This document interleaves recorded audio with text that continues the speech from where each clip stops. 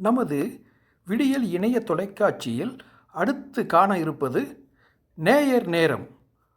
நேயர்களின் கருத்துக்களை, அதாவது உங்களின் கருத்துக்களை என்னவென்று இப்போது அறிவோம். நாம் இன்று பார்ப்பது நம் விதியால் உண்மையாக நேசிக்கும் பார்வையாளர்களின் எண்ணங்கள். 1. ஜெயா வேதாச்சலம், புதுக்கோட்டை. இன்றைய நிகழ்ச்சி நன்றாக உள்ளது, மேலும் மேம்படுத்தலாம் என்று பகிர்கிறார்கள். 2. திராவிடமணி, கூடலூர், தேனி மாவட்டம்.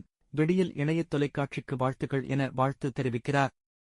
3. சூடாமணி முத்துக்குமார், திருநெல்வேலி, நிகழ்ச்சிகள் அருமை ஐயா, வாழ்த்துகள் என்று கூறியிருக்கிறார். 4. சுவாசினி ஆசிரியை, கரூர், விடியல் இணைய தொலைக்காட்சிக்கு வாழ்த்துகள் என்று மிக இனிமையாக பகிர்ந்திருக்கிறார். 5. திரைப்பட இயக்குனர் ராஜா செல்லமுத்து, சென்னை, இலக்கியம், தகவல், பாட்டரங்கம் என்று பட்டையை கிளப்பும் இந்த சேவைக்கு பணம் நோக்கமின்றி செய்ததை நேர்மையின் வெளிப்பாடாக பாராட்டி விடியல் ஒரு சூரிய ஒளியாக வளம் பெற வேண்டுமென வாழ்த்துகிறார். 6. சேவை கோவிந்தராஜ், வாழ்த்துகள் என சுருக்கமாகவும் பாசமுமிக்க வாழ்த்தை தெரிவித்தார். 7. செந்தில் முருகன், துத்திகுளம், நாமக்கல், மிக சிறப்பு என உயர்ந்த பாராட்டைச் சொல்கிறார்.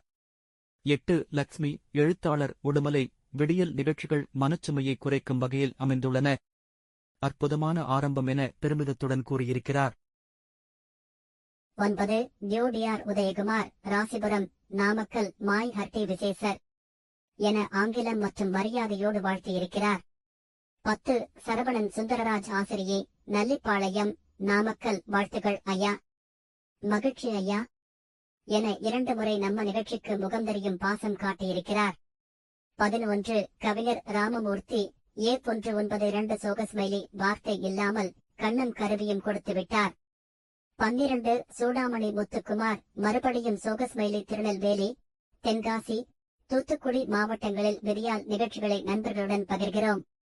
பாடல்கள், சொற்பொழிவுகள் நம்மை உற்சாகப்படுத்துகின்றன. 13. ஆனந்தராமன், சிவகங்கை, மகிழ்ச்சி ஐயா, அருமை ஐயா என்றும் வாழ்த்துகள். 14. அறிவியல் ஆசிரியர் சரவணன், நாமக்கல், மகிழ்ச்சி, வாழ்த்துகள் ஐயா என்றும் உற்சாகமுடன் தெரிவித்தார். 15. வணக்கம்.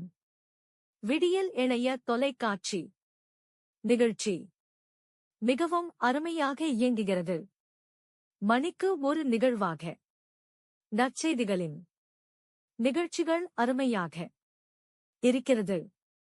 காலையில் 7 மணிக்கு கேட்க தவறியதை மாலையில் மீண்டும் அதை கேட்க வைத்திருப்பது இன்னும் சிறப்பாக உள்ளது. நன்றி, வணக்கம் என்று தெரிவிக்கின்றார் சேலம் கவிஞர் திருமதி தனலட்சுமி ஆறுமுகம்.